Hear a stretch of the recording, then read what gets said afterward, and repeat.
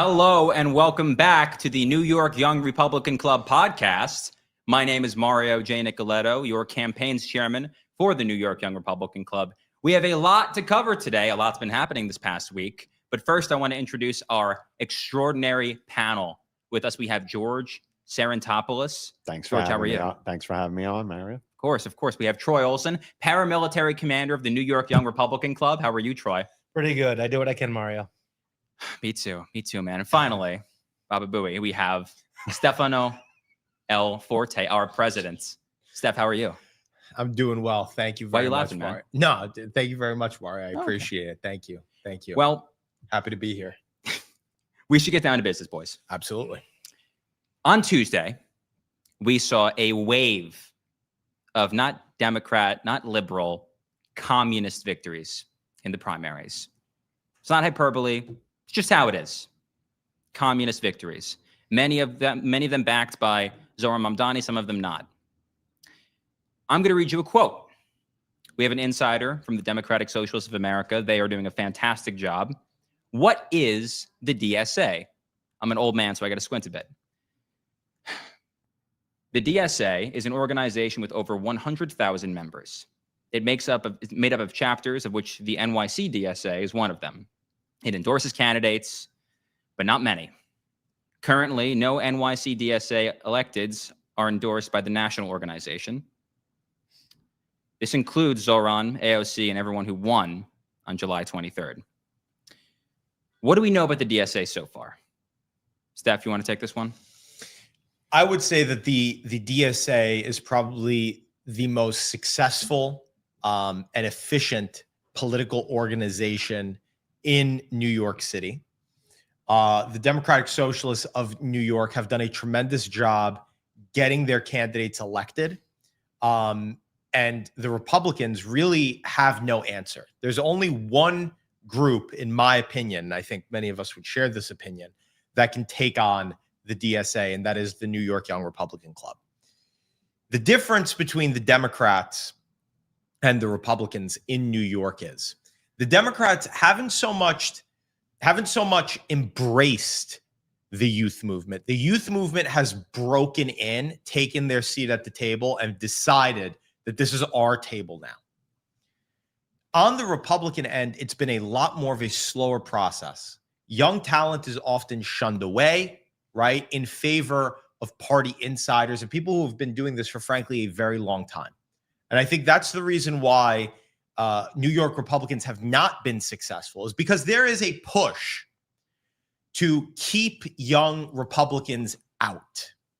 Now, there are many candidates throughout the city that have not done this and have been successful in their races. And it shows the power of the New York Young Republican Club when we're able to go into district after district with 40-man deployments, getting buses from the clubhouse all the way into Queens, into Brooklyn. We did one for our candidate, for George Sarantopoulos, when he was a candidate for city council. Frankly, my city councilman, as far as I'm concerned, right? The real city councilman. Thank you. But if the right wing does not fully embrace its youth movement, we are going to lose. This election is the most pivotal election. I know we say this about every election. You're probably rolling your eyes right now. But the fact of the matter is every election has become the most important election that you vote in. We have actual communists that are going to be in Congress.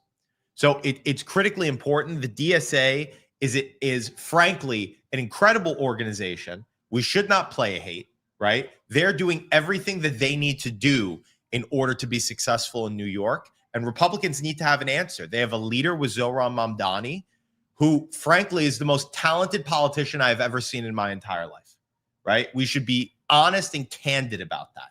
He can articulate himself well. He's somewhat good looking, right?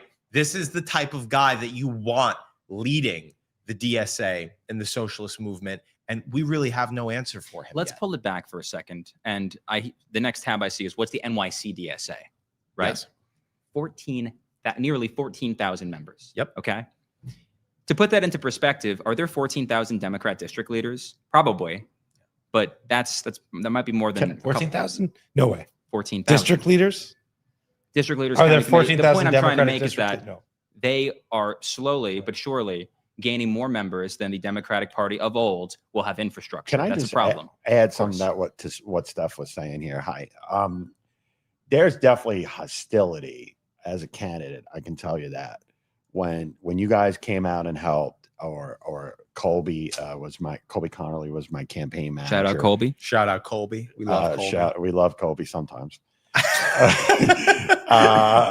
The problem was there was just hostility from the establishment, from the GOP establishment towards young Republicans, to your organization, to any organization that is trying to cultivate the next generation of leadership. We are in an emergency situation right now. We need our vanguard. We need these young guys to get involved. We need them more than ever. I mean, what, the DSA has 15,000 members in New York City? Somewhere like close to that, yeah. I mean, I don't know what your numbers are in the young Republicans, but I don't think it's anywhere close to 15,000. We need to get people involved. We need to get them activated. And the problem is there is hostility among the establishment towards young Republicans. And I don't know the answer. We're on an emergency situation now. We are in the trenches, and there's Republicans that still want to keep these feuds going. Yeah, go ahead, Troy. Go ahead. Well, I mean, we even before this happened, we can't afford to fight over small lakes anymore. We had to unite before this. We certainly have to unite after it, and we have to do something quite similar. And what I would point out is, even before this happened, this is just something I noticed about this city: low voter turnout, poor civic engagement. That's a recipe for a DSA, and also a movement backed by our club to game out those party primaries. And it's going to be especially true on the Democrat side, because what you have when you don't have competitive elections, when you have a de facto one-party city, both of those major parties ossify. So I think the Democratic Party machine is ossified for years too. Yeah, for sure. Not just the Republican Party machine. And so it is unquestionable that the DSA is the best political machine in this already. No question about that. Yeah. And the second best might be us. I would But agree. we have a lot of scaling up to do to catch up, and that's partly what we're going to talk about. We have it's a twofold issue. The first issue, and I want to kind of speak to what George said, is the hostility, right? The anger, and I'm apologizing. Like, I'm sorry that it's going on. Well, it's not your. Listen, you embrace. No, it's not my fault. No, it's not your fault at all. And I would say that for the record, right, our club is willing to be the ones to help these candidates get over the finish line. We're not looking to continue old beefs and feuds. It's not worth our time, right? What we want to do is come together as a party and say, this is how we are going to move forward, right? We don't have to like each other right now, but our mayor is a communist, a Muslim communist. We have no time for these beefs and these feuds. That's the first problem. Having a kind of a ceasefire within the Republican Party, I think, is very important. And then number two, it's a manpower issue. It's a very big manpower issue, because our club is working off getting people who are disenfranchised by the system, that don't like the socialists, who don't like what's going on in the colleges, that don't like all of the wokeification of society, right? So when it comes to who we're catering to, it's those people that want to come into the club. They want to help. And I'll even make a plea here, is that if you're watching this and you want to know how to get involved, you go on our website, www.NYYRC.com. You fill out our form to join the campaigns committee, and you're going to be able to take every step possible in beating back the communist menace that is in our city. You can be part of the solution by knocking on doors, going out there for candidates. Again, I want to add to that. We cannot win this by being a keyboard warrior. Yeah. Like, this is not keyboard warrior. No. Like, we need to get knockout. We need to knock on doors. We need to sign up people. Troy? No, it's absolutely true. And I want to bring it in. I'm actually on the platform of the national DSA right now.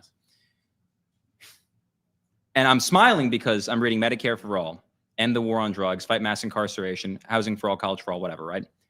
and you go down to what's called working class democracy, popular vote for president.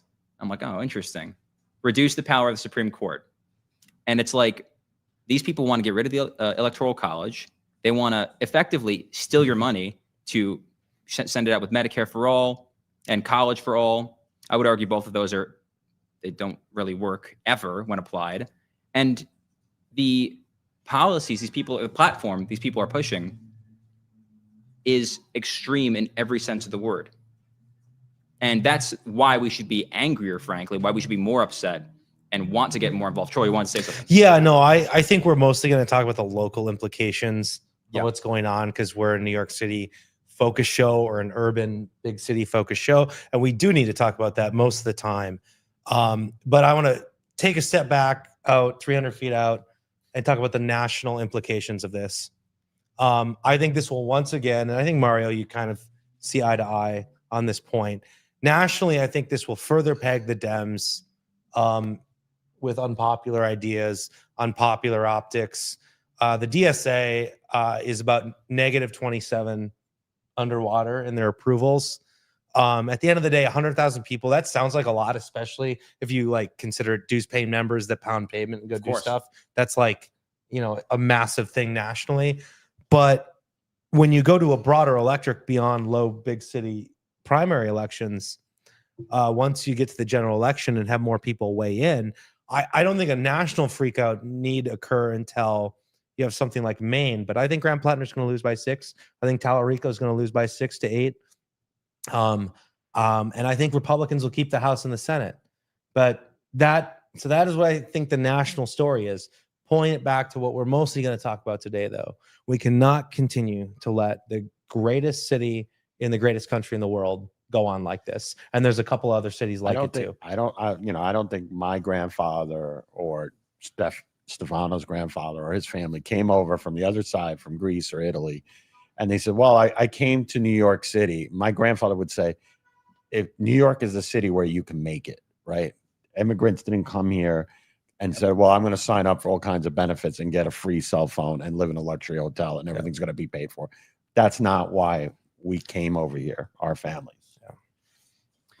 So we see what's going on, and there really is no alternative as of right now. And I'm reading this from socialist.nyc, that's cute, about, I think it was, in terms of the DSA, 12 of their 13 endorsed candidates won.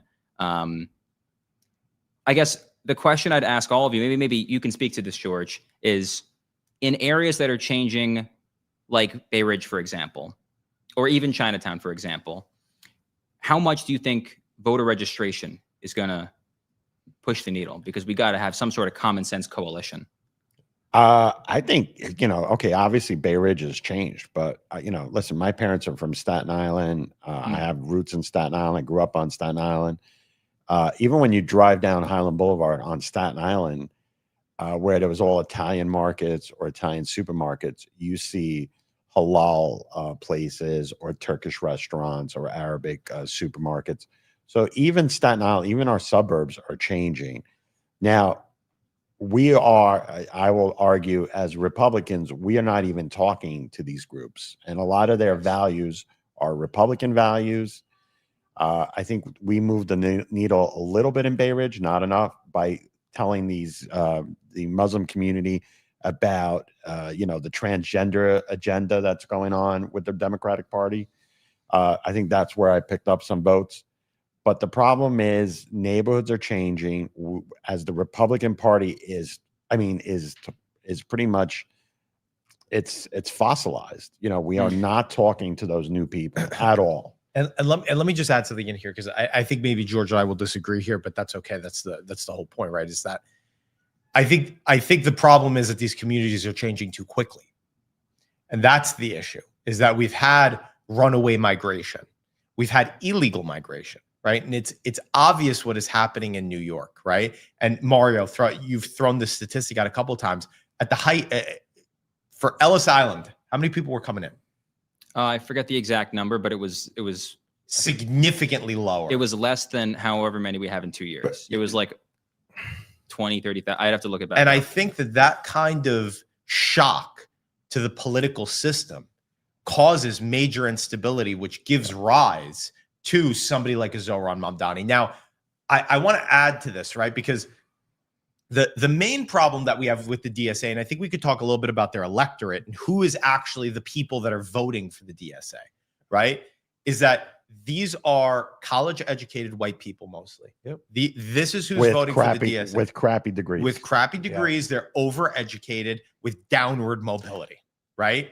And the only reason that the DSA has managed to garner as much support from the Muslim community, in the last episode, we talked about the Red-Green Alliance, which is the socialists and the Muslims who have now been cozying up together.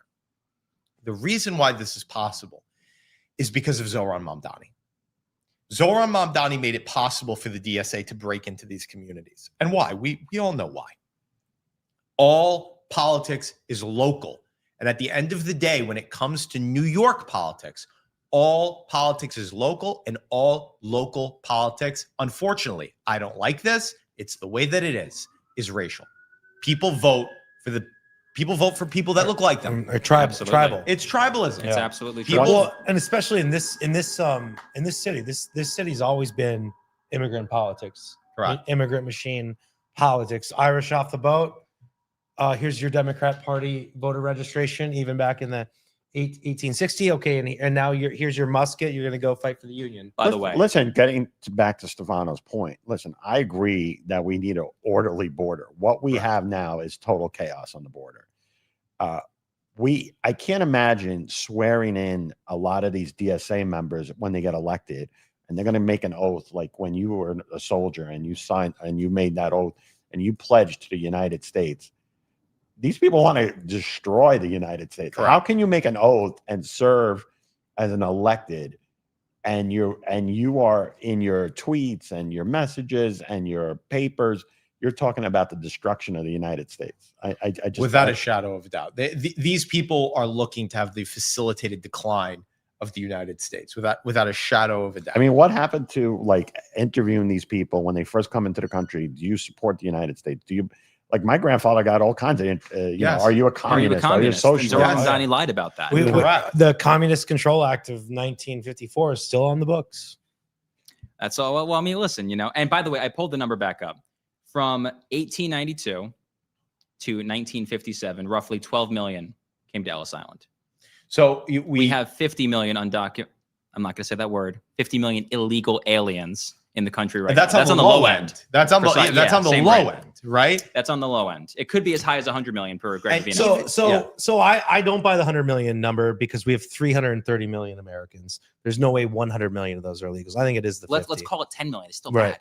We're either getting our overall population wrong, we're getting that wrong. There's bad. But precisely. If it's one, it's bad. But the what I would say is we have got the border under control, especially in Trump's second term. And we've made, I think we got a good shot of getting 10 to, on the high end, 15 million deported in his second term. Now, obviously, that's not the whole 50, though.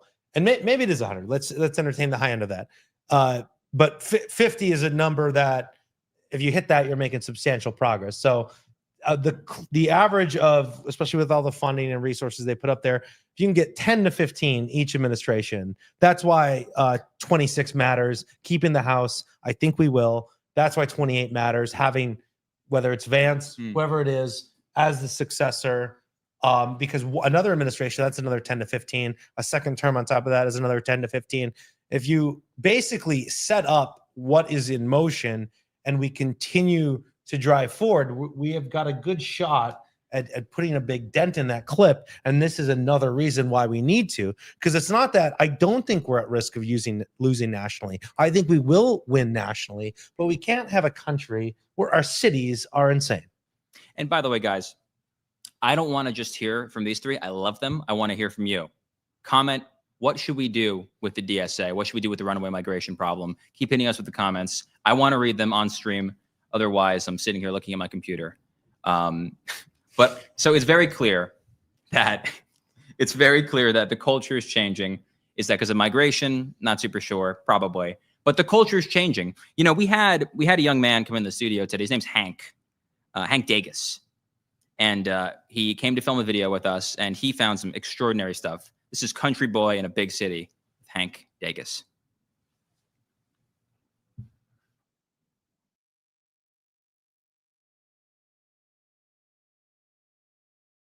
I come to the Big Apple and this is what I see. Where I come from, pride means American pride. But around here, it means you're something different. For too long, I stumbled across a rainbow church.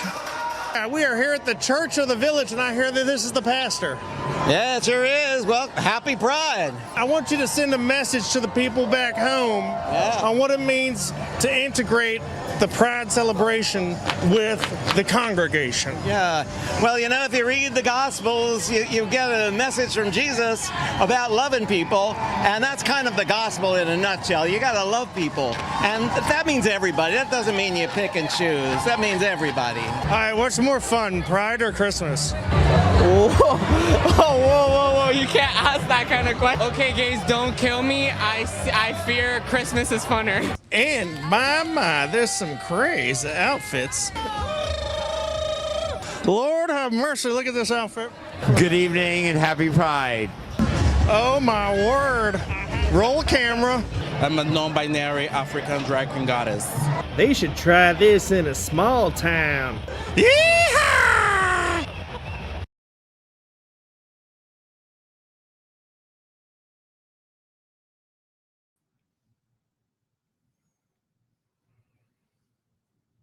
Sorry, I didn't see you there. So, Democratic Socialists of America. It has come to my... I can't do this. It's come to my... Hank Dagus is our DSA insider. They weren't supposed to know that stuff. Oh, that was Oh, it. no. Oh, wow. Oh, no. Wow. man. We had a lot of You fun. just- filming we that. don't- You know what we do to leakers? We were editing this before, and I saw like the clips and whatnot, and I was screaming and laughing. It was the best thing in the world. But What an outfit. I have what an outfit. That was crazy. When I heard what an outfit. By the way, that was filmed today. Did Right. Yeah, it was filmed today. Did anyone check him for rabies? He was barefoot in the city of New York. Barefoot on a New York City street. That takes courage. Is serious courage. Major Oh props. my Major God. Serious props. courage. There was a ton Get- of traffic because of please- that Pride parade. Please by the get way. it. Please get a tetanus shot. Yeah, seriously. Tetanus shot, rabies. Do they have rabies shots? I don't know. Whatever is needed. Either way, I wanted to touch on something, and Stephanie, I want you to speak to this. Yeah. The New York City DSA. We're not getting off the topic anytime soon, at least. Yes. The New York City DSA. It appears to me that they're not the most radical chapter. No. Can you speak on that? No, the NYC DSA, and I know this is going to be a shock to a lot of people. The NYC DSA is not even close to the most radical chapter.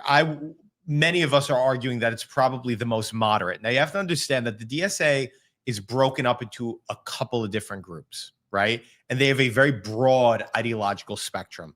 There are people in the DSA that claim to be Stalinists. There are people in the DSA that claim to be Maoists. There are people in the DSA that claim to be Marxists. And then there are the quote unquote moderates, right? The moderates, quote unquote, are the ones that are in control currently in the New York City DSA. Why are they the most moderate? I think they're the most moderate because they're the most successful, frankly.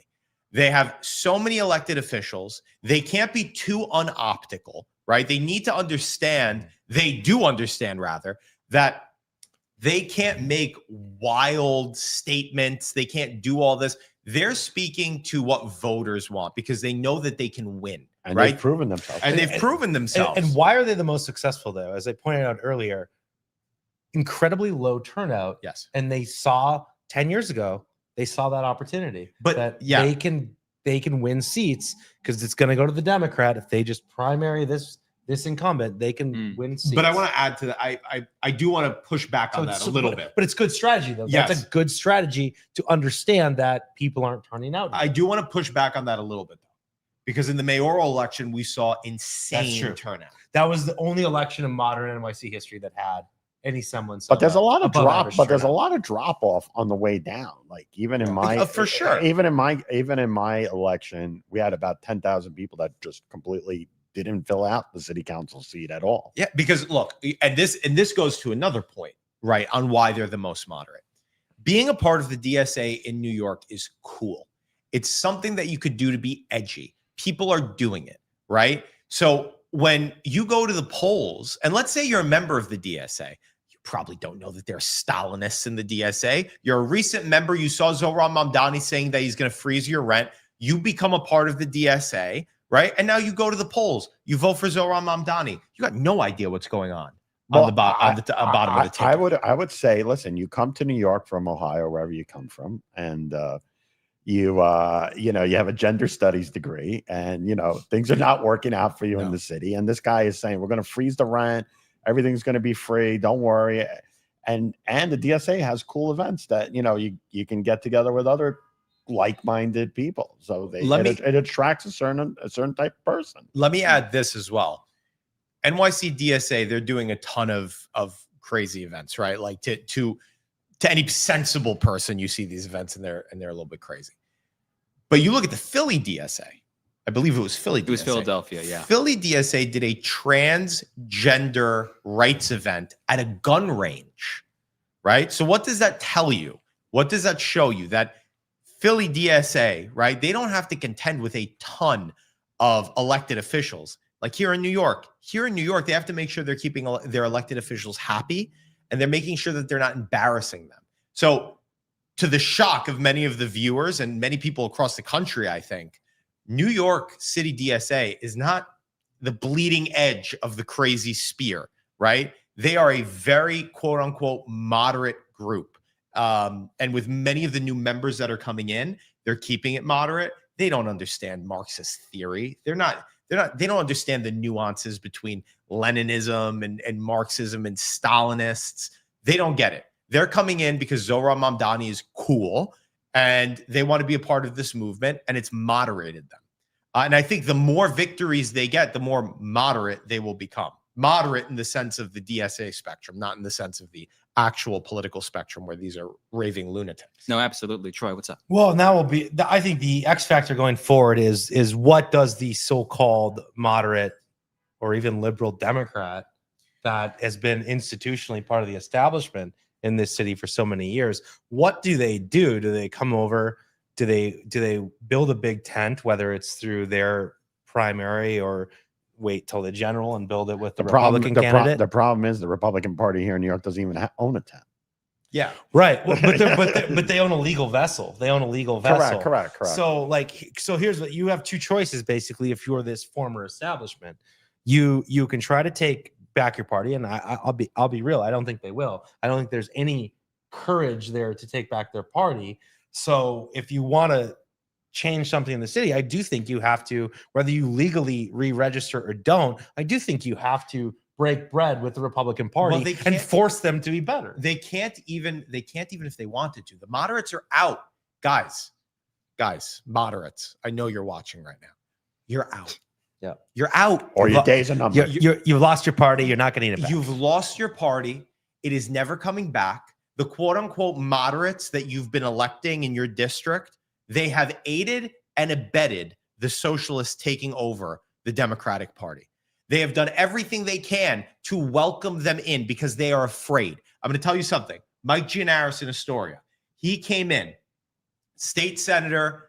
People in Astoria, when he became the state senator, it was incredible. Greeks in Astoria have representation, right? Moment he got in, everyone's like, this guy's moderate, this guy's moderate. The minute AOC won, boom, flip, switched, played nice with the socialists all day long. Now, nobody can stand it.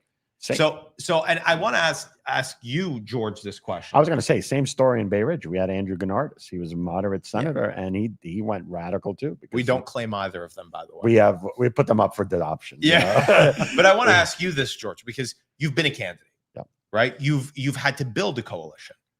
So, what do we do as Republicans now? How do we reach out to these moderate Democrats? How do we reach out to these moderate Democrats? I think we do have to reach out to them. I mean, some of the social issues is where we get some friction, right? The first thing you always get attacked about is abortion. And I'm like, listen, I'm running for city council. If I get elected, I have no control over that, you know? So we got to create a city-specific agenda. We got to tackle the affordability issue, and we also got to speak to these groups that the Republicans traditionally have not spoken to. That's how I got first involved, by the way. I'm sorry to interrupt, because the Republican Party was not really talking to the Chinese community in Brooklyn. So I'm sorry. No, you're good. I thought you were done. And I was trying to, in a way, we have sort of Ellis Islanders versus Hart Cellar. Yes, that's real. That's an interesting way to put it. Playing out in New York City. And I think there's a second thing playing out. Zoran's coalition was foreigners and transplants, right?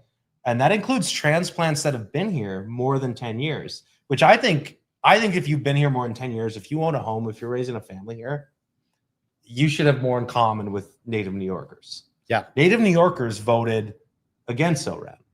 So where is the, if you're trying to actually put together a winning coalition against Zoran, you got to go to that 50th percentile and say, okay, this is what has to, all of it has to move a little bit, but where's that 50th percentile? I think it is the New Yorker who's been here 15 years. So why is that person voting for Zoran? In the plurality or the majority? Figuring that out, I think, is the key to making him a one-term mayor. And I want to touch on that right now. I'll throw to Mario on this, which is the platform that the DSA has, right? Yeah. Why are they winning and what is their message? Because I think that they have been more compelling in their message. If you want to, I know our insider wrote a little bit about that on the sheet. Yeah, I can definitely pull that up. And before we hop into that, I wanted to mention, this is kind of funny. A post-millennial said lawmakers rallied a new centrist platform, the Promise to America. Yeah, okay. I wanted to mention that super quickly. You know how many Democrats signed on to the Promise to America centrist platform? 13 out of the 212 Democrats in the House. But what are they promising? That's what I want to know. Capitalism, strong board. It's a bunch of baloney. What they promise they're going to do as many angry sound bites. They're going to send letters. They're going to do a letter writing campaign. And let me add, one of the people that was on there was Tom Suozzi, right? Mm-hmm. And he's going to go in November. Because Mike LaPetri is going to give him the boot. But let me tell you something. And this is another thing. Like I said before, when we were talking about how moderate Democrats who are elected have given away their party to the socialists, Tom Suozzi votes with the squad at like 80%, right? Tom Suozzi, when he was in Congress, well, he's still in Congress now, but in his first stint, now he's in his second. In his first stint in Congress, said that he wanted to be an honorary member of the squad. Mm-hmm. The moderate Democrats left the gates open for the socialists to come into the party. You cannot trust them, especially not Tom Suozzi. First, he's saying he wants to be an honorary member of the squad. Now he's saying he's got a promise to America. The NYYRC has a promise to Tom Suozzi. We're sending even more people into your district. We're kicking you out of Congress, and hopefully you never get involved in politics again, because you are part of the reason why the socialists are in the Democratic Party now. If you took a stand then, maybe they wouldn't be here now. And he's making jokes about it too. He's like, well, I want to be part of the squad. It's like, it's not a joke. No, it's not. This is actual socialism. The reality is those 13 people are on there because they know they're going to lose. Yeah, precisely. Because they're tied to the DSA. Precisely. And if even half of them lose, they're not keeping the centrists in the Democratic Party. The death of them. Yes, absolutely. Sure. Maybe like middle America, like Ohio, Wyoming, if there are no Democrats in Wyoming, but like middle America, where it's typically more conservative. Yeah. A good example, I guess, is Georgia. We will see no more moderates in the next few years, especially in New York City. Well, we have races where we have a socialist going to take over Washington, D.C. Mm-hmm. We have a race in L.A., the Los Angeles mayor. Which they stole from Spencer Pratt. Which they stole from Spencer Pratt. There's a socialist running there. We have one running in Michigan. I mean, they're like weeds. They're just popping up all over the place. A couple of days from now in Colorado, Hassan Piker, there's who another should be one denaturalized right and deported. Hassan Piker is campaigning with, I believe it's Colorado 1 or Colorado 2. I'm not remembering correctly right now, but he was campaigning openly with her for a Democrat primary in Denver. Yeah. And Denver, comparatively, is about as liberal as us, if not maybe a little more. Typically, I mean, 60-30. But some of these cities are to the left of New York City in terms of their voting. San Fran, those kinds of areas. Minneapolis is to the left of New York City. Unfortunately. Yeah. We love Minneapolis, folks, but not that much. So to answer your question, I'm sorry, that was a long-winded answer. Yes. What does the DSA want? I'm going to read a quote from our insider. There's three main things that bring people into the Democratic Socialists of America. These three issues are Israel, taxing the rich, and ICE. Israel is the #1 issue for the DSA candidates and volunteers. Given the choice between destroying Israel and destroying capitalism, most would probably, I can't read, lock in. Most would probably pick ending Israel. Taxing the rich is the second most important. They want lots of free stuff, housing, childcare, healthcare, you get it. But they recognize that states are required to balance their budgets. Big problem we've had recently. To achieve their goals, they need to raise taxes. DSA, however, is populist in their electoral approach.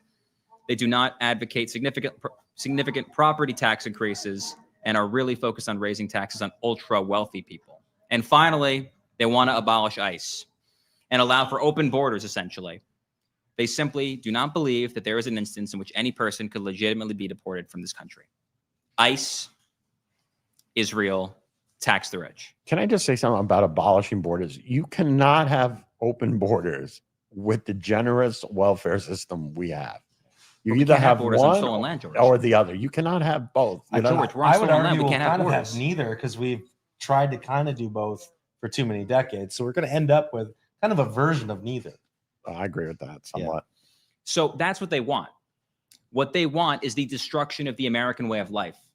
That's not hyperbole. Like I said before, that's just how it is. But we need to deal with this. But we say that. They don't believe it. We say that they're looking to destroy the American way of life, right? Mhm. And I would agree 100%. But what's our message to them now in New York? What's the Republicans' message?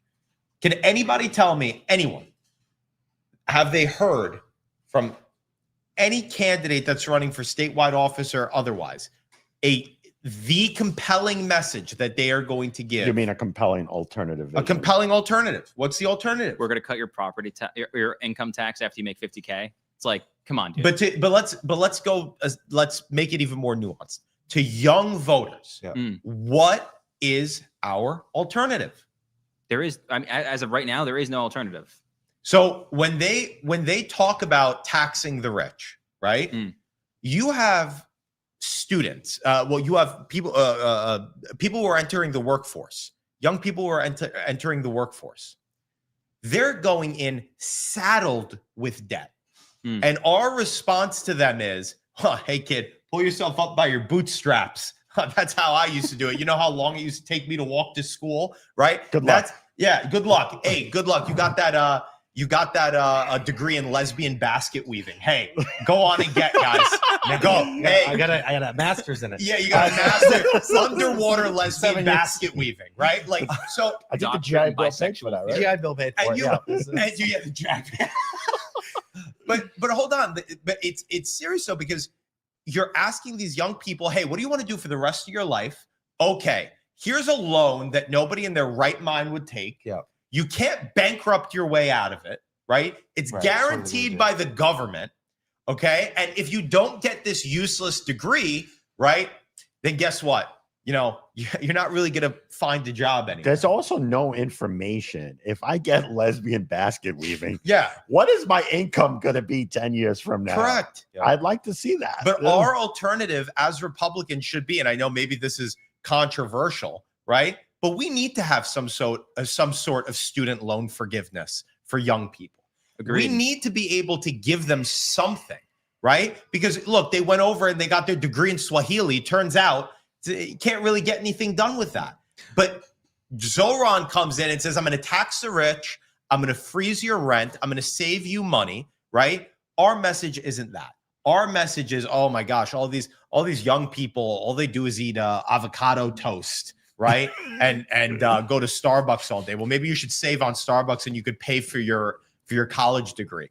We don't have a compelling message, and they do, and it's resonating with people. And not only that, they know how to make it somebody else's fault. It's not your fault that you took out that loan. Actually, it's XYZ's. Yeah, STEM degrees too. Yeah. STEM degrees too. You Well, want to talk on that? It's resonating. I think it's resonating with people that were a certain group that we're not going to persuade. Our message should be to the persuadable, especially the newly found persuadable that maybe were institutionally Democrat, but absolutely don't want to sign up for this. But I've always said that I think we're going to win the future if we hold the line on education, immigration, and elections. There are two facets to holding the line on education. Some of it requires national buy-in. The others parts of it can require state and local buy-in, but it's pretty clear at the K through 12 level, especially if you look at the fiscal structure and crisis of this city, we have to have universal school choice. Period. Universal school choice. Even beyond Period. school choice, most people are putting their kids in public school. Public school is still the number one option. Yes, school choice, 100%. That'll be great, but we have to understand that Republicans need to get involved in public education, right? We need to get involved in. But public they are education. slowly going to destroy public education in For this city. sure. But they it's have actually, an agenda to destroy it. I would argue the destruction of public education in New York City is inevitable. I would argue, which is why we're getting ahead of it on universal school choice. Why is this true? Is because we have 170,000 fewer students. Yet the budget in that same time period has gone up another 10 billion. But we can't. This is the reason the budget Just to at the pull it city back, level. but is In what period of time? literally 6-7 years since COVID, basically. So like this is a runaway train, and not the amazing 90s song by Soul Asylum. A total runaway freight train. Just here. to pull it back for a second. My observations: Zohran Mamdani and the woke mafia essentially have weaponized populism. That's true. That's just what's going on. I don't know. How can the Republican Party in New York also use populism to our advantage? Well, I do want to just say one thing before we go to this. Sure. Right. And I know that everyone doesn't need to comment on this, but I think it behooves me to comment on this. There was one thing there that you brought up, which was Israel, right? The war is incredibly unpopular. It is an unpopular conflict, right? And it is obvious to me, at least, that President Trump and JD Vance are doing everything that they can to swiftly end this war. And the current regime in Israel is doing everything that it can to continue the war. It behooves them to do so. And when you see the recent bombings in Lebanon, when you see that they are completely disregarding the memorandum of understanding, right? And now we're back in a position where we're bombing Iran again. This pisses people off. And to put it to something that I think Troy might want to comment on is that these wars are unpopular, right? And when you have a generation that feels like the government doesn't work for them and the government is only working towards foreign conflicts, it pisses people off naturally, right? And if the Republicans don't have a way of articulating ourselves properly on this conflict, political credibility. So I think when it comes to Israel and when it comes to funding of Israel as well, has nothing to do with the state of Israel or anything else. Foreign aid is bad all around, unless it serves our interest. And right now, it does not serve our interest to keep this conflict going and to be funding the conflict anymore. But Republicans need to get real about that. Four things.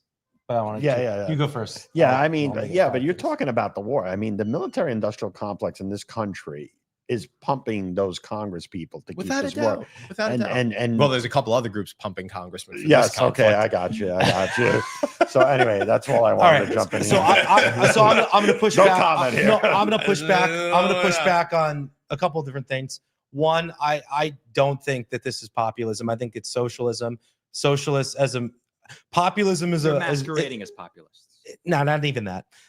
They hate populism. They don't willingly take on the words. They're grassroots. Populism and socialism can both be grassroots movements, but not all grassroots movements are populist. There is an actual left populist tradition. It's Huey Long, but the tradition the tradition that they subscribe to is actually Eugene V. Debs. It's Bernie Sanders, and specifically, it has to be called socialism. And if you want to call it communism, that's fair game too. And the reason is because populism has its roots in the aspirations and hopes and dreams of the common people. They are not the common people. They are the downwardly mobile children and heirs of the professional class. Their parents are lawyers and doctors, a lot of them. So they came to New York City and realized, oh shit, this is the most expensive city in the country. That might be a generational Nobody told me divide. that. Well, So they that's also what don't I want see. to. They also don't want to compromise. They And they- want to live in the middle of Manhattan. Exactly. They want to have a nice gym membership. They want to DoorDash every day. Right. And then, but You then know? I'll go to the second point. Well, I'm going to take a little a pause for the first point. Is anybody really mobily upwards in our generation? At least, very, very few of us are able to even afford a home. I know Or of car payment I or know rent. of literally in my life, I can think of off the top of my head, I can think of a few. But the specific story, like my wife and I are upwardly mobile, but Gen Z is what I'm saying. College in students. Gen Z, Yeah. it's too early to tell. If you ask me when I was in the cohort of Gen Z, is that now? My answer is totally different. So honestly, sorry to say it, but a lot of this is just youth impatience. Millennials were in the same position as Gen Z was 10 years ago. We were not there. We were not there. Now, is it a different situation? And do millennials have more in common with Gen Z? Absolutely. What's the cutoff? I think 55 is the cutoff for the old economy and the new economy. And I think everyone in the new economy. So what I'm saying is I think Gen Z actually has the ability to do what the same percentage of millennials will do. And honestly, Gen Z will have to basically get to that. Otherwise, we're in trouble. But even then, I mean, home ownership. And arguably we'll have to surpass it. Here's a crazy statistic. Yeah. The average age of a new homeowner, and this is why like I can think of these people, but it's an exception to the rule. The average age of a homeowner, like the median middle person, 20 years ago was 38 years old. Okay. So that's basically around my age. And today, the average, that was 20 years ago. Today, it's 58. So literally that human being that was 38 years old 20 years ago has just ridden it up. Well, that's that's kind of what so we're let me ask facing you a here. question. They're buying a home at 58 with a 20, 30-year mortgage? I mean, that makes sense? I don't know. I'm just asking. I mean, that's what the statistics say. And so who is literally this 58-year-old person? That is a very good question. They got to for work them. another 20, 30 years. Let's go through some comments. I'm sorry. I was laughing for a bit, and I had producer Serge. He kept doing this to me. He's like, "Hey, come over here," and I could not do it. And a lot of it is from people we know. Oh wow, who would have thought? Yeah, no, for real. And I saw one over here. It's from Crotona Dinicio. Oh, who's that? Boomers be like. What? Boomers be like. Boomers be like. Real. Melvin Victor. Boomers really do be like that. Yeah. Aldo loves. Hey, I have a degree in lesbian basket weaving. It's paid off well. George Both Saratopoulos actually has a degree in underwater lesbian basket weaving. Really? Yeah. The underwater gets you Yeah. an additional You market. should see You the get danger lovely. bag. Yeah, you danger get danger bag. You should see It's a the huge- the lovely whole thing. basket Yeah. that he weaves. Yeah. Couple more. Crotonus DNECU, 6'7" That's all he said. 6'7". Yeah, I think Wow. we said that at one point in time. Wow. And that Dan the took me man is 6'7". You don't That's keep so them busy real. enough. Get Dan the man out of here. He's 6'7". out. Cameraman Dan, he's 670. Jeffrey Paff, cut off Israel, will have some money to forgive some student debt. So true, King. So true. I agree. So let me do it on the student debt point. I think there is a deal to be made. So I did my K through 12 universal school choice thing. The other thing is like, first of all, it would take us a 2-hour episode if I were to really go through the federal budget. Like, it's so messed up. Every idea thrown out there in popular commentary is basically wrong. I'm sorry, it just is. It's so much worse, actually. But here's what we could do. We could do a student loan bailout, cancellation, whatever you want to call it. I think it is manifestly unfair to do that. For sure. And because it's so manifestly unfair, on an original manifest unfairness of kind of selling a bill of goods to both the millennial generation and then Gen Z. So you got two unfairnesses stacked on top of one another. What you do is the federal government is getting out of the higher education game entirely. Out. That's worth it. Politically, you sell to the conservative Republican, that right there, that ends the woke indoctrination, that ends the government-backed absolute runaway costs of this market. The market will even out. No and more become- crappy degrees. People, the market will even out and balance itself. And it will also be a good hint of, oh, maybe we could do this with healthcare too. But also, like, in terms of what you're saying, like, it's manifestly unfair, 110%. Yeah. It's manifestly unfair for everybody involved, including the people that are getting bailed out. Yep. Manifestly unfair for everyone here. Mario, True. I see you're going to break. We got to go to break. Yes. We're going to cover some more comments, and man, it's abundantly clear to me that the Republican Party needs a reality check, honestly. Speaking of which, we have reality check with Yulia coming straight to you. Communism doesn't die, it mutates. It finds the weakest points in a civilization, the guilt, the envy, the boredom of people who have everything and yet still somehow feel empty, and it moves in. It has done this for over a century. And the people who think it can't happen here are the exact reason it always does. Let me be very clear about something before we go any further.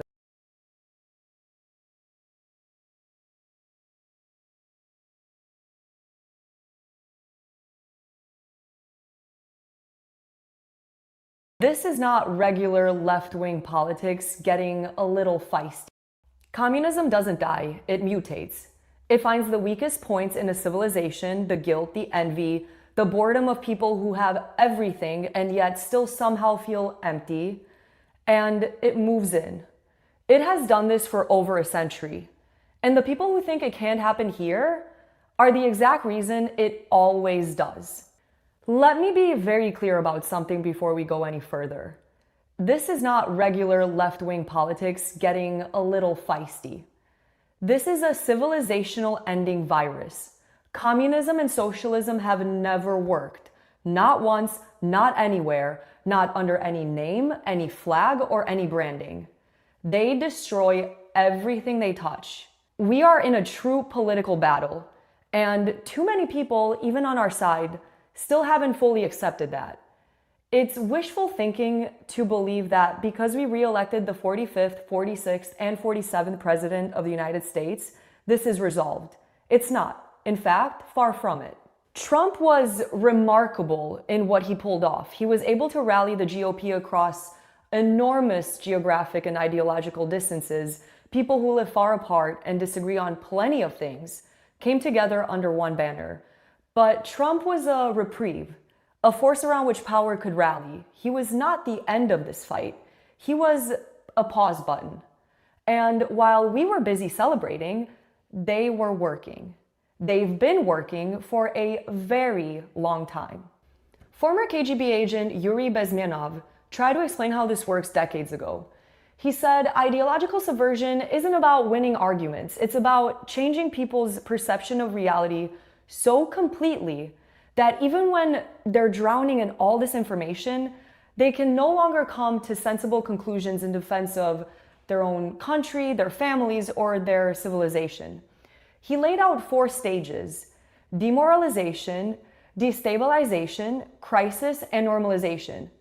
And he was very specific about what happens to the activists and professors and civil rights defenders who helped tear everything down once the real Marxists actually take power. Your leftists in United States, all these professors and all these beautiful civil rights defenders, they are instrumental in the process of the subversion only to destabilize the nation. When their job is completed, they are not needed anymore. They know too much. Some of them, when they get disillusioned, when they see that Marxist-Leninists come to power, obviously they get offended. They think that they will come to power. That will never happen, of course. They will be lined up against the wall and shot. But they may turn into the most bitter enemies of Marxist-Leninists. Did you catch that? Lined up against the wall and shot. That's what happens to the useful idiots when their job is done. They don't get a seat at the table. They get dealt with. But here's the thing. We're not at the end of the movie yet. We're still somewhat in the early chapters. And right now, these useful idiots are very much still useful. Now, let's talk about who these people actually are, because there has been a very deliberate cognitive war waged to make us picture this movement as diverse, working class, a coalition of the oppressed. That's the branding, but we all know that's not the reality.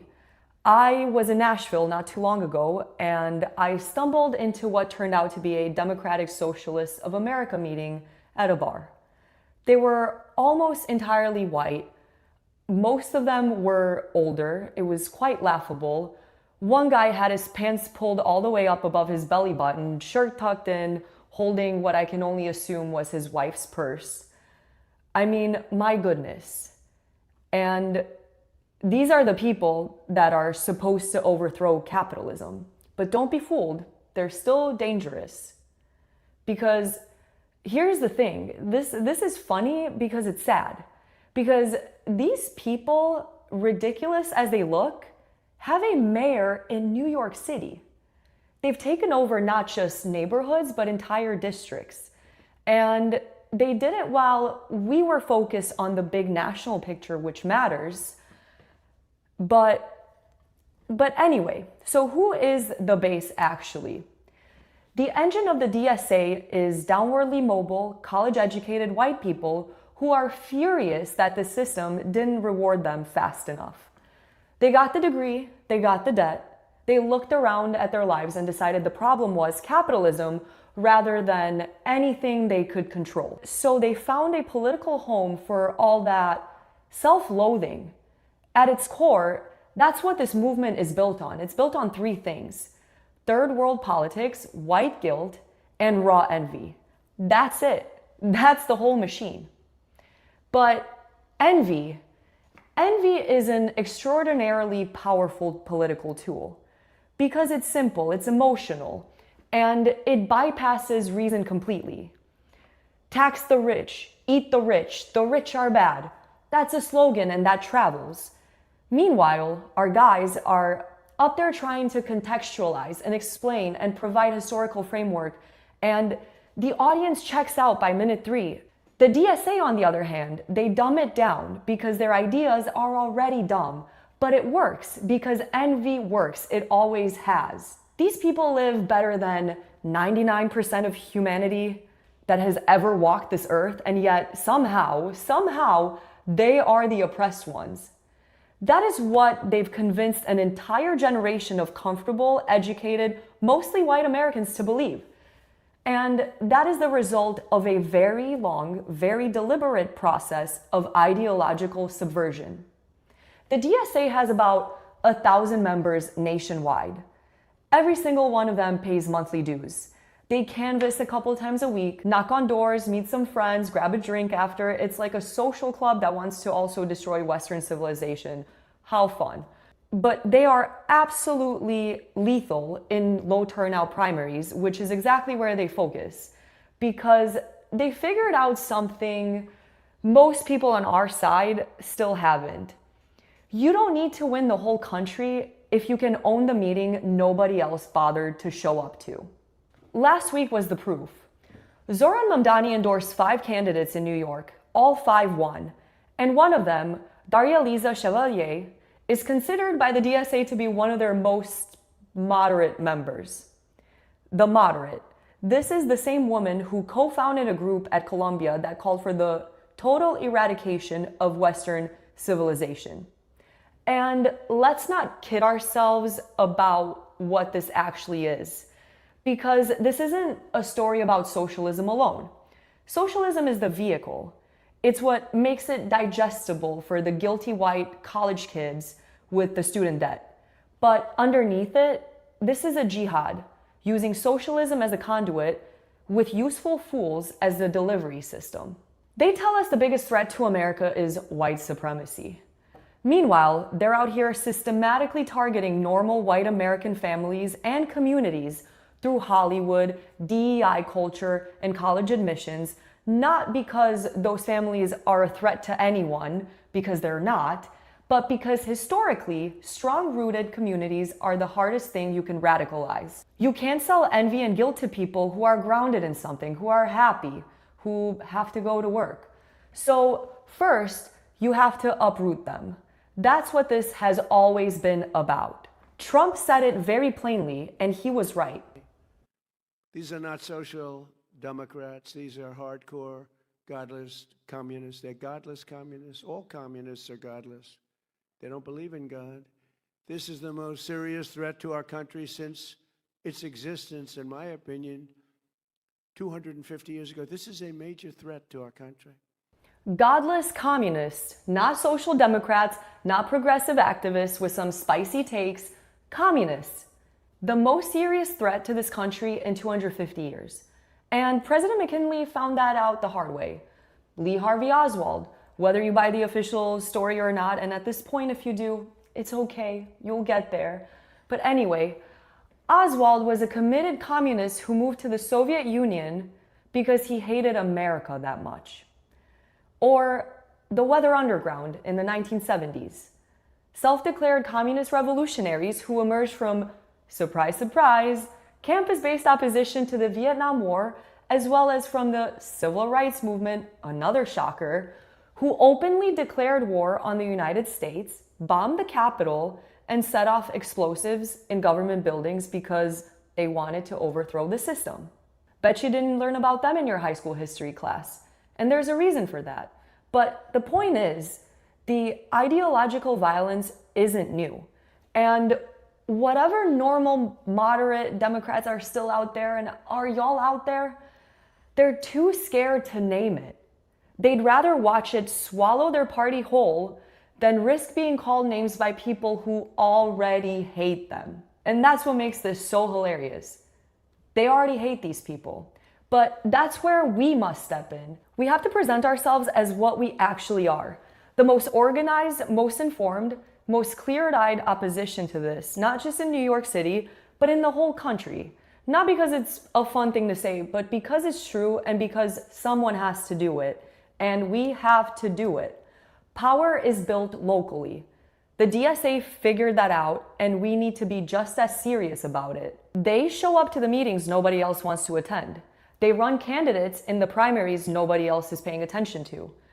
They take the school board, the city council seat, the low turnout primary, one at a time, consistently for years. And this is how you lose a civilization. Not with one dramatic moment, but with 1,000 quiet meetings where the wrong people showed up and the right people didn't. We are not going to outpost this problem. We are not just going to wish it away. This is a civilizational battle. It has always been a civilizational battle. Communism is entropy. It always comes back, and we must always eliminate it. The question isn't whether this threat is real. I mean, we just watched them sweep New York. The question is whether we're going to treat it with the seriousness it deserves, or keep celebrating national wins while they take everything underneath us. One school board, one city council seat, one low turnout primary at a time. We see it, we know what it is, and we're not going anywhere. And that's the reality check with Yulia.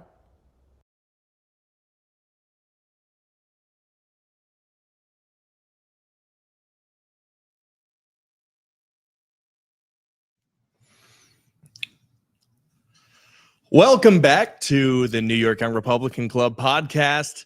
It turns out that Mario Nicoletto was just bagged by ICE and escorted out of the studio. All of this time, he was an illegal alien. So I'm sitting in, taking the helm. I'm Ian McMath, the NYYRC press secretary. Thank you for tuning in and back to our segment on the Democratic Socialists of America. Gentlemen, All I know is that he can't hang out in our social club no more. That's for sure. Yeah. I feel like I've been stabbed in the heart. We have added we swapped out George. George had to go to a concert or something. Yeah. George actually had a transformation. This is Colby Connerly. Colby, introduce yourself. I'm Colby Connerly. I'm the outreach chair for the New York Young Republican Club, and political consultant right here in New York City. Wait, you look familiar. You look familiar. Some people are saying that they saw me at the Pride Parade, but I deny completely this allegation. Are you Hugh Bogart? Let me see your Hugh toes. Bogart wears Bogart. Hugh Bogart wears a red shirt America, sir, you look. I don't think He's not. You're right. I don't he's think. not I don't wearing a think red you look. shirt. And I don't think you look anything like Winchester Wheelbarrow III. I don't think either of you look like these people. I think we should, we can't be too sure about this guy. Maybe we should see his feet real quick. Yeah, well, I am wearing shoes presently. Presently. But strangely enough, there is this cowboy hat somehow. Wait a minute. That. Whoa. That look. I know you. I know you from that thing. Yeah. You did that thing. Can you do me a line read? There's a new sheriff in town, and Hank, and his name is Hank Dagus. Baba Boo. Hank Bill Sam Dagus. Well, gentlemen, let's steer the conversation back to the threat of the Democratic Socialists of America that we have here in New York City and across the country. Colby, being our new guest, why don't you give us your 2 cents? Well, I just want to let everyone know that not all transplants are socialist communists. It's like 1% of us that have, brains. I'll say this is that what a lot of people are not catching about this is, obviously these are just low turnout primaries, but there's nothing really appealing about, the moderates. Like they don't, Esplat and all these people, like, what could you say that you've done? Like Dan Goldman, what could you say that you actually did? Like, it's all about enthusiasm. It's always about enthusiasm in politics. Like Trump had that line where it's like, well, what do you have to lose? These people are going to come out and vote. Like, at least give them something. These socialists are weaving this tale that, it's not true and always leads to like, everyone crying and dying and all that. But, it's still something. It's still like substance. There's no substance that these Democrats have been giving. Even the idea that those two were moderates, though, they were like straight left-wing voters in their caucus. Goldman was a straight line progressive voter, and Espela was an illegal immigrant, basically, right? No one goes through like, let me look at all these votes that these Congress people have been doing. I'm gonna decide between these people. They were people the and see incumbent. What does the incumbent vote on? Okay, let me read through this. But even more than, further than that, right? Like, look, you're absolutely right. Nobody is going on like Ballotopedia to check what the votes are. But Dan Goldman, was the lawyer that impeached Trump, right? And like 1,000 years ago. Yeah, but Esplat was endorsed by all of the major progressives in Congress. He endorsed Zoran. Yeah, and he endorsed Zoran. Zoran took the knife and stabbed him in the back, which is a incredible political maneuver on Zoran's part. But it just goes to show, and again, moderates. I love you so much, moderates. Listen to me. They're going to keep getting more left wing. It doesn't stop. It's not like there's going to be one spot where we're like, oh, yes, this is the perfect kind of Democrat. Socialism is a dialectic. It keeps going, right? There's an end goal. That end goal is communism, right? Right now, the moderates are in charge of the DSA. But what happens if the communists end up getting in charge of the DSA? What happens if the Marxists start getting in charge of the DSA? So our plea, again, is like, look at what your quote unquote moderates have been doing. Because even the moderates have a spectrum. Like Tom Suozzi, I bet he'd called Dan Goldman a socialist. Right? Like, I bet he called Esplat a socialist. So that's kind of the thing. It's like, but you're right. The moderates don't have a unifying message that they can unify around. They don't have the energy. They don't have the enthusiasm. No one's going to go and knock on doors because, wow, I sure do love my moderating force in the Democratic Party. Esplat had to be like, abundance liberals is the only thing I can think of. Yeah. Esplat had to say, no, I'm not. I'm Dominican, guys. My opponent's a Haitian. You got to vote for it. That was like the fallback. And when he got to that point, it was already over. Guys, please. You got to believe me. She's Haitian, guys. Please. You got to believe me. It's just ridiculous. I want to discuss one of the main slogans of the DSA that we keep hearing about. And Troy actually had the opportunity to go head to head in the ring with a DSA member, correct? That was on Thursday. I believe he is basically a DSA. Okay, well, we're not sure if he is or he's not. We're not going to name names, but the slogan I'm referring to is "Tax the Rich," And this is something that we hear all the time. And it's presented as some sort of panacea that's going to magically, if we can only just get all of the money from Elon Musk and Peter Thiel and I guess now Zuckerberg, because he's no longer carrying water for the Democrat Party like he was. Oh, yeah, but they're not going to. Yeah, they won't mention George Soros, of course. But why is it that? Well, I should say let's address head on taxing the rich. Let's say we took all the rich people's money tomorrow, which would, of course, require a socialist revolution to get there to that point. But how would that suddenly solve all of our problems? We'd all end up worse off, every one of us, because a country's economy is a pie. Capitalism has, throughout history, proven to grow that pie, and socialism, because it cannot grow that pie, they do see everything as a zero-sum game. Oh, if they have this, that means I don't have it. So I want to take what they have and give it to me or redistribute it to them. And that is the socialist dialectic. And they don't understand that the story of history is not about the story of history is actually where wealth comes from, the wealth of nations. The natural state of man is poverty. So where does wealth come from? Yeah, and there's this great retort to the tax the rich line, which is you cannot legislate prosperity. And I mean, that's what they're supposing that they can do by having all of these social programs. Child care, interestingly, so few of them have children. But look, child care, I don't want to dismiss that as trivial because it is extremely expensive. And that is a problem that people will face when you have children, especially if you have two parents working. Then we have healthcare. We have education. They want free schools. They want even Zohran, part of his platform, which has failed to materialize, is free bus fares. Yeah. So how could this suddenly make everybody prosperous? Which I don't think it obviously wouldn't. And the first thing that I would say is that, back to the point, you can't legislate prosperity. You want wealthy people to be attracted to your community and to live there, because that's where those are the job creators. And also, what they speak of the rich as if they're some sort of 18th century aristocrat that had land for 500 years and has been generationally wealthy just because their ancestor won some titles. Actually, most extremely wealthy people come from backgrounds that were not set up in that position. I may give a little bit of a hot take here. Yeah. The rich 100% dodge out on their taxes without a shadow of a doubt, right? It's not a matter of taxing the rich more. It's a matter of the rich paying the taxes that are already on the books, right? If you look at some of the highest earners in this country, they pay the least amount of taxes. The people that are typically shafted by the tax system are the middle class.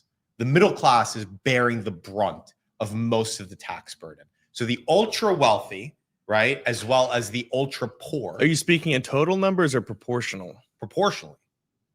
Proportionally. Is that true? I thought that the rich paid like 2/3 of the total. I'm talking about income tax. Yeah, like if you're looking at the middle class within this country, they're the ones bearing most of the burden of this. So it's not a matter of like we need to seize the wealth of certain groups and then we're going to be able to have this socialist utopia where everyone's going to have free childcare and whatever. But we do need to face the reality that there is an elite in this country who are not patriotic, who are using their wealth to further this woke agenda, one of them being George Soros, another one being Jeff Bezos. Jeff Bezos, when Biden won the 2020 election, he gave an obscene amount of money to Van Jones in order to push this woke agenda. So our elite in this country are unpatriotic. They're highly mobile. They can go anywhere else in the world, right? I do think that there is a role that the elite should play in keeping this country afloat, keeping this country prosperous. And I do think that many of the rich do dodge out on their taxes. Am I saying that that's a bad thing? Look, the tax system is written a certain way. It's your job to pay the least amount of taxes as humanly possible, right? But for us to just say that this line is, yes, it's ridiculous. Tax the rich. It's kind of just like a band-aid. Well, also the who is rich, right? Yeah, correct. Who is the definition continues going to go down and down until you hit the kulaks. Let me which are just the middle say class. this: with the rich, a lot of their wealth is liquid. It's like it's in stocks and everything. Yeah. It's like the dog. Illiquid. It's like the dog chasing the mailman. Illiquid. It's Yeah. a stock that hasn't been realized. Yeah, I'm like what are they going to get? The receipts for? They're going to take the stock exchange, and they're going to. It's like one of my favorite videos is in 2020 when they had the BLM riots and everything. All these people went in, smashed in the businesses like Starbucks and Jimmy John's. And they went to the cash register, and there was no money because the money is not like it's. It's a lot of it's just credit. Like it doesn't physically exist. Well, so there are three reasons why taxing the rich wouldn't do much. One, it's not going to get you the revenue needed to pay for the programs they supposedly want. Correct. We already run an over $1 trillion debt. The second policy reason, what is it? $36 trillion. It's $1 trillion every 100 days. Yeah. Yep. Well, yeah, absolutely. So it would basically fund the government for 72 days. If you confiscated all of Elon Musk's wealth, which you'd basically be ruining two companies if you did that. So, is that again the pie argument? And destroying thousands of jobs. Are you making the world better? Are you making your country better? Your economy what better? socialist country has invented? Electric cars. But we should ask. And again, like I'm not trying to play the noblesse oblige. Yeah, but we should ask the question, like, what are they doing to help their country too, right? Like, what are the elites in this country doing in order to help it, right?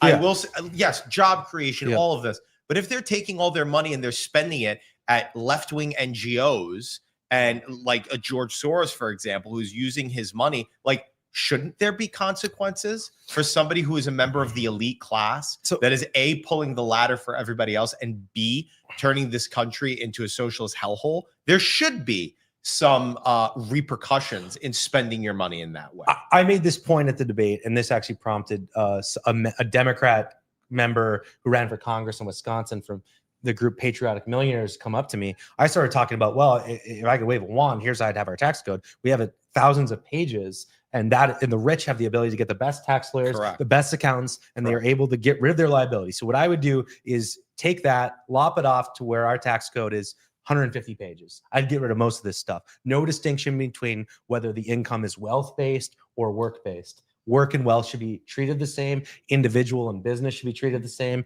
The highest rate should be probably 20. Do you think it should be a flat tax? We should have as few tax brackets as possible, probably 3 or 4. And let's not forget tariffs. Yes. That would, and then the other point I made on that was 9/10 of our federal revenue comes from taxing work via income taxes and also via payroll taxes. And I actually despise the payroll tax maybe more than anything, because that is your paycheck. That's everybody working a W-2 paycheck. Actually, Republicans in Congress right now, we already run a big deficit. We're already that far gone. It's going to take a big grand bargain down the road to get that on the right track. So I think one of the great economic populist moves you could do to all the hardworking Americans who actually work for a living is do a payroll tax holiday this summer, running through the rest of the year. Payroll tax holiday. We should have done it also during COVID.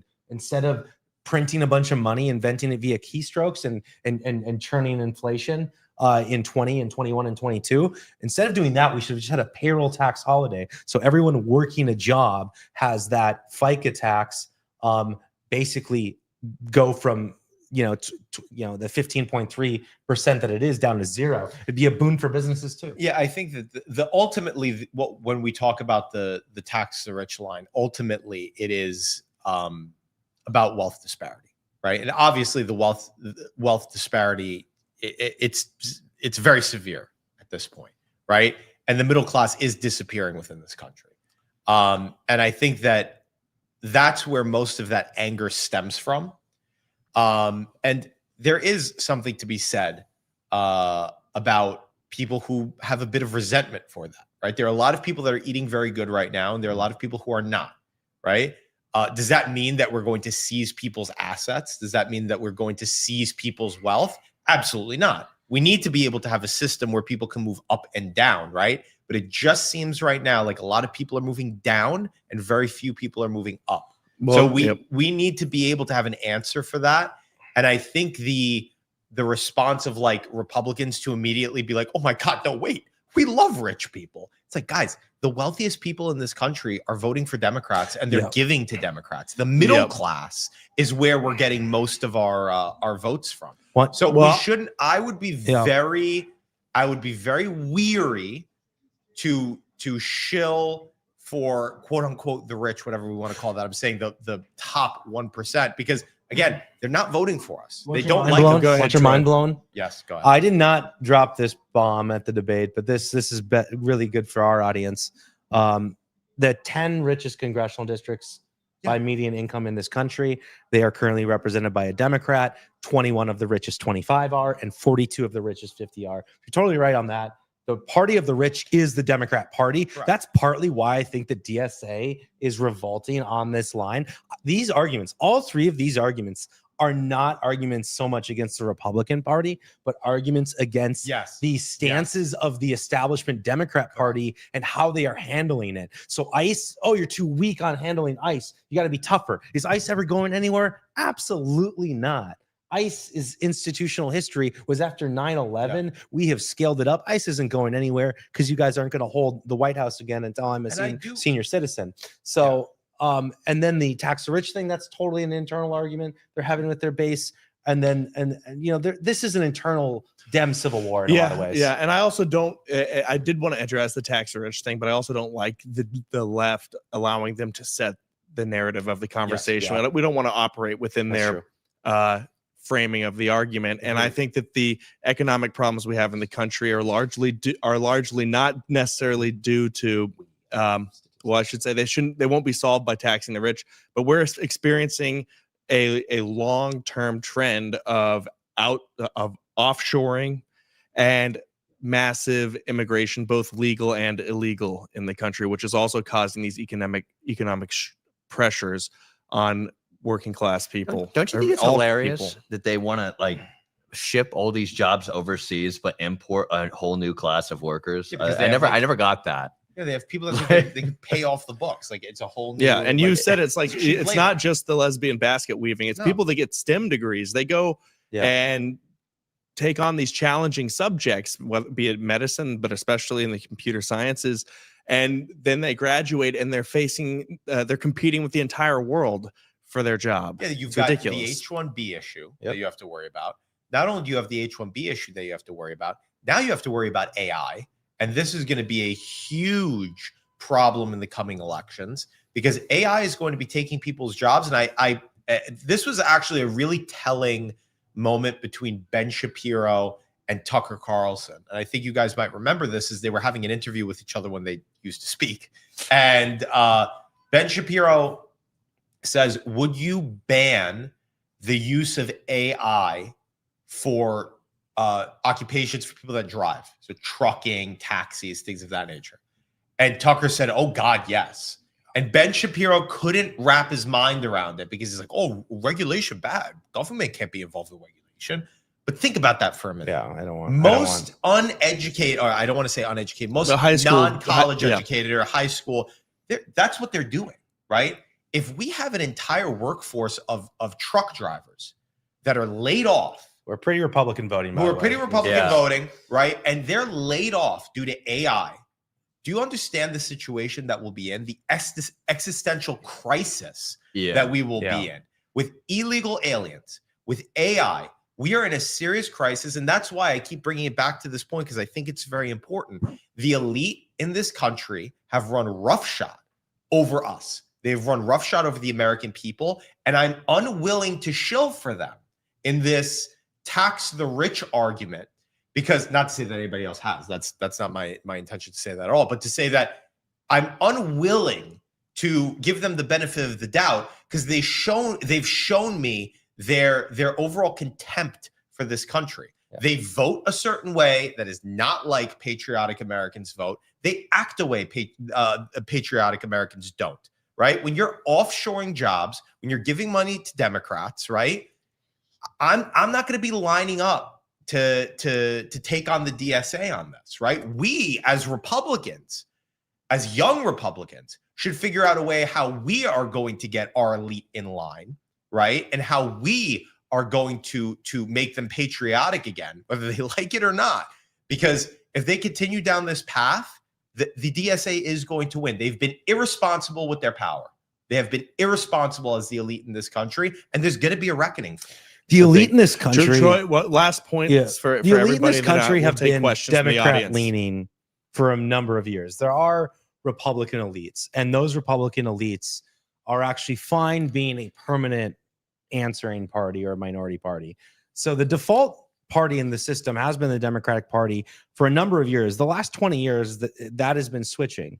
And the Democrats are on their way out. The Republicans are on their way in. And the question and our problem with the elites is we either need you to get on board or get out of the way because we want to be the leadership party the rest of this century. We should be. The Democrats are out of ideas. And I got to be honest, I'm a one-issue voter. You know what that issue is? And this is why I'm open to, like, do you want to text Rich more?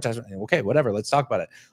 As a matter of policy, I don't think it's a policy that actually works. But morally, I actually understand it. But on the patriotism issue, that's the best line of argument because you look at the Democrats right now, only 29% of Democrats say they have pride in America. I'm a single issue voter. That's the issue. Do you even like it here? Do you even like it here? And if you have a lot of money and you're outsourcing jobs and you're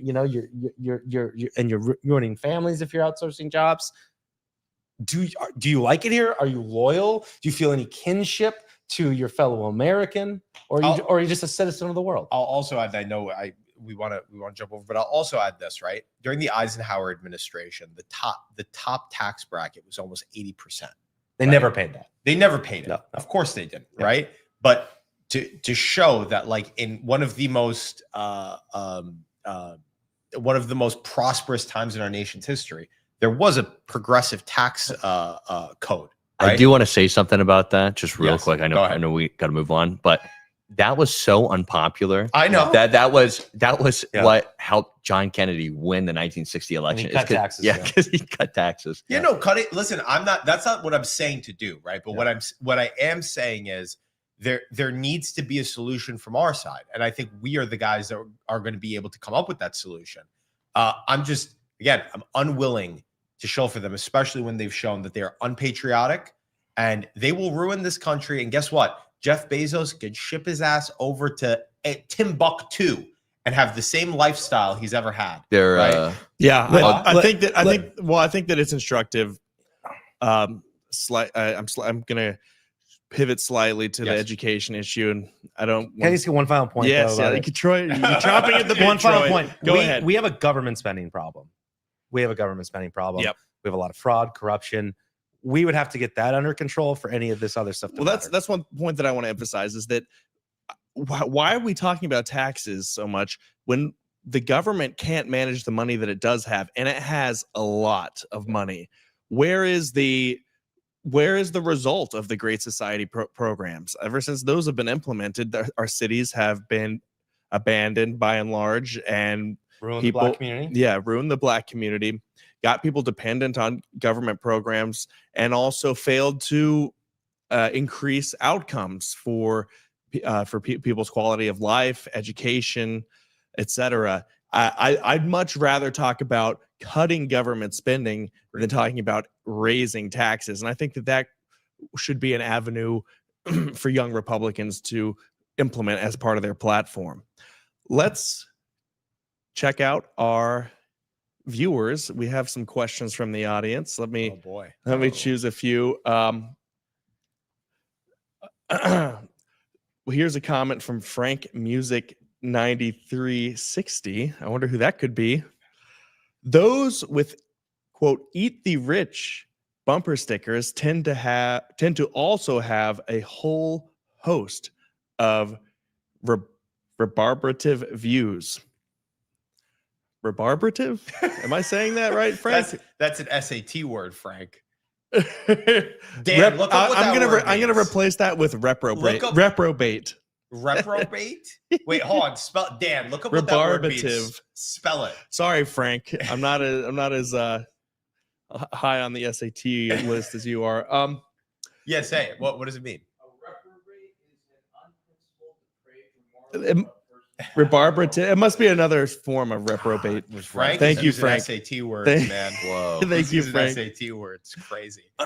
This is from MKRIXB. I'm sick of these tech executives and elites telling me that AI is for my betterment. AI is demonic. Elon Musk, hold on. I'm gonna say this. Elon Musk, when he was talking about AI, said that it is summoning the demon. That is literally what he said. Okay. So I think that that this is just, he's 100% correct. AI, it's not for our betterment. It's gonna make people more stupid. It's making people crazy, right? We've already seen murders inspired by AI. And look, we're letting the genie out of the bottle. We're releasing the demon. And I think it's going to be that is going to be the issue of our times. And we need an answer for it because they do and we don't. And AI is also hyper woke. Correct. Yeah. It's programmed with this. I just want to make this point. Make the people point. are not naturally predisposed to hate their country and to hate their civilization, to hate their heritage, and to have these self-destructive views. These are inculcated in the education system. These are programmed into things that we have now, like AI, but it's been a part of our education system for decades. And we had the era of the Great Depression where people were not doing well financially, but there was no wave of disgust for the country and wanting to tear everything down. And I think that back to the AI tech executive conversation, these people are training these bots to be woke and to be hostile to Western civilization. It's literally trained on Reddit. Like, Yeah. they fed it Reddit, like all of Reddit. Like, you think that was going to end well? Like the computer god is a Redditor, and I don't want that. What was the last big technological leap? I mean, Reddit. Here's okay. another. No. Like the big leap forward technologically. I guess someone would say the smartphone, but what makes the smartphone such a big deal? The internet itself. I see all over the internet today people nostalgic for the time before we were constantly living online. That is all over the culture. It's ingrained within us. I think leaning into some of that without being a Luddite is actually what I should do. We should do a instead game of night AI. with 5-card stud and bridge and I miss early and YouTube. everyone checks their phone at the door. No, yeah, even early internet's part of that I nostalgia. miss yeah. early YouTube and like stupid chat. I got rooms and a stuff. text message from Dan the Man. He said we could use AI and automation to replace the jobs of illegals. Nah. We should use AI and automation to deport them.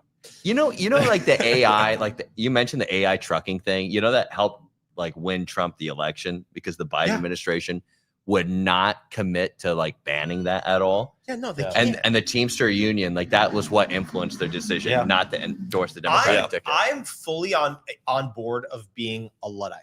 Yeah. I'm fully on board of being an actual Luddite. Well, right? there is an Break argument the that machines. there is an argument for that my Dune fans out there, Butlerian jihad. Okay, we are getting well, there there is Guys, an should we turn off argument the internet? There is an Let's turn it argument off. that being a Luddite is a leftist position, and that Incorrect. conservatism is for technological It's progress. both. It cuts across both. I'm A-okay with like EKGs and like technology for people's health, but I think like, you know, the dare I say it? I don't. There's factions among That's both not gonna parties, and I will say this is that AI, just like your smartphone, just like your computer, just like all that, is a tool. Yep. The only thing is when the tool replaces the person itself. Is like if the paintbrush replaces the painter, then that's the problem. Are we? Well, hold on. I dare do it. The Industrial Revolution and its consequences. Oh yeah. But legitimately though, are we happier because of these machines? Are we happier? Let's say some more. I think that, I we're don't having. know. I was much happier before. All right, this is a great point, and the crisis of our times, and I think that it could have been FDR, but he said, "Thank God that our problems are material problems." Yeah, we have the opposite problem. We have material prosperity. Yeah. The average person has more comfort and material prosperity than kings of the of other ages. But what we have is a spiritual problem. I think that happiness is something that is a spiritual question, and people can have very little and be happy. And I think that's one of the great crises of our time. I call it the crisis of consciousness, which is pervasive in the West. And I think the only way to resolve it is to return to Christianity. I'm just saying that Ian is talking about Christianity the moment I brought icons into the studio. Okay, the moment I brought icons into the studio, say T-Con, pray for us. Dan, can you get up on the God, icons? have mercy on us, your servants. And let me tell you something. I could not agree more. I really could not agree more. Happiness is a spiritual thing, and I think that you put it perfectly. It's like we do have a lot of material wealth, right? One Byzantine emperor died from being bitten by a monkey. You're bit by a monkey now, right? You go to the hospital, it'll be a-okay, right? The wealth that we have in front of us is so incredible, yet we are so incredibly unhappy. And we look at some of these European nations where there is real poverty, serious poverty. Yeah. And they have very little. And yet you see these little old ladies and these little old men, and they're happy. You could tell they're happy. Yeah, right? I do want to just say one last thing, and then I'll shut up and I'll let you guys go. I went to, when we were in Portugal, we went and we visited Becky's aunt and uncle, right? And not to say that they had a beautiful home, beautiful farm, right? Not a smartphone in sight. And these were two people who were genuinely happy in their relationship, happy in their life. When they were out there tilling and irrigating the farm, it was the happiest that I saw them the whole trip. And you know what? They didn't need all these fancy thinking machines in order to do it. Did they have air conditioning? Yeah, that's what I was going to ask. I don't remember. Yeah, Europe has some third world countries like France and Germany. All right, I do want to read through some more comments and then conclude the broadcast. Mario has contacted us in the comments section. Mario Nicoletto, I don't want to hear anything. Campaign's chairman. He says they're treating me very well. They are treating me very well here in Rome. I got deported back to Italy. Lots of foreigners here. Those are some nice agents. Mario Nicoletto got deported from the studio. I had no idea that he was an illegal alien. Okay, this is ridiculous. Look, I always maybe we should call Lorenzo and he could pick up Mario in Rome, right? They could have a good time over there. I always told him he was just visiting, you know. Yeah. Well, now you have the apartment to yourself. Yep. It's gonna smell a lot nice. Aldo says America needs to go back to church. We agree. So real. I was in church today. Were you really? Yeah. It was actually, you know, Hank Dagus saw that rainbow church. Yeah, he did. If you caught the man on the street. No. It's a sad story. I was in a church's last service ever. Started in 1886. And it had its final service. What, are they turning it into a mosque?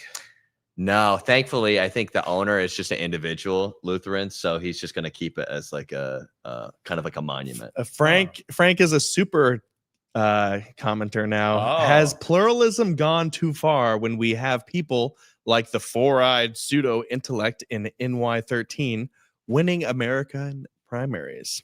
Yes, pluralism has gone too far. Perhaps it's a mistake. Yes. Let me read through. From Jeffrey Pfaff. Thank you, Jeff. We love Jeff Pfaff.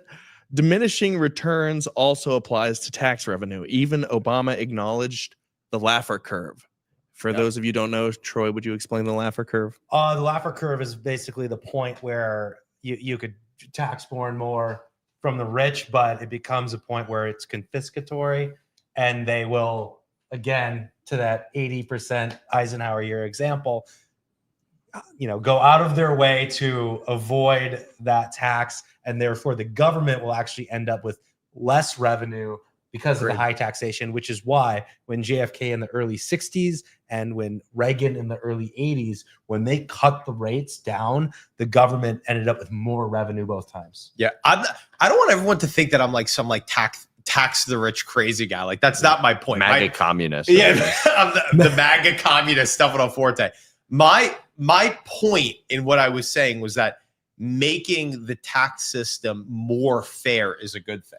Lowering taxes across the board. And my point is that, yes, exactly what you said, right? They should pay their fair share in taxes, but it should be fair. It should not be us confiscating their wealth and doing these ridiculous progressive tax rates where it's like we're taking all of their money at a certain point. My point is that a fair tax rate where they're paying their fair share and the middle class doesn't have to bear the burden of it is incredible. It is important. That's my point. Not to say that I want them taxed at 80%. It was just an example that I was bringing. Make our elites and many others patriotic again. This country, it's true. If you keyword make. Yeah, make people patriotic again. And we're at America's 250th birthday, a few days away. And the case I want to make for, especially for the Democrats, if they happen to be listening to this show, is I'm sorry, but why should I give you the keys to this country I love when only 29% of you don't even like it here, aren't prideful to be Americans? Why would you get to run that place? And that to me is why I think they'll lose, and they must lose. Especially, and what would that, if you did that question with just the DSA audience, where would that percentage be? Probably much lower. All right, one more question, and I want us to have a tight comment on this from Kurtz Vuhove. I wonder if he's one of our South African friends. Yeah, that sounds like an Afrikaner name. I've never heard. When you control the minds of the future world, you have people who will follow, just as Stalin said, the plucked chickens will follow even after being plucked. And I think that this is very indicative of the strategy of the left and where the conservatives have failed miserably in the past several decades. The left understands that you have to target the young, and they infiltrate the education systems. They removed prayer from schools. The schools have become a woke indoctrination factories, K through 12, through the universities. And if the right ever wants to have a chance of stemming away the tide of leftism, we really have to get deeply involved in education. Troy, would you comment on that? Yeah, I totally agree, and I really think I think getting involved in the public schools is a strategy. It's not the main strategy. I think we got to back universal school choice because we have already seen a lot of models. And when I say universal school choice, I mean money to a parent and an ESA, and they could use it for whatever. But, New York City, we have a ton of schools here, a ton of alternative models. We've seen some of them succeed and be more successful. But a lot of the country is the radical opposite of that. There is one school district. It's a small community.